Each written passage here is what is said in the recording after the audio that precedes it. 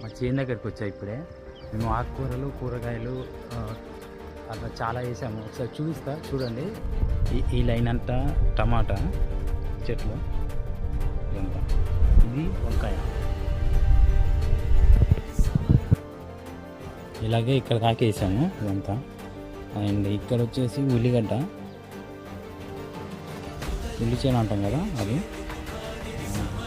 ఇక్కడ ఇది చుక్కకూర. ఇవన్నీ ఇలాగా దోసకాయ ఈ చెట్లు నాటాము చుట్టూ కట్టలకి.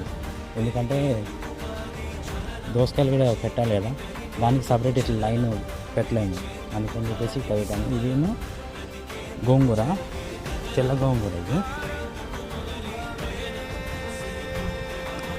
ఇది వచ్చేసి లేదు, ఇదే ఎర్రది, ఇది తెల్లది.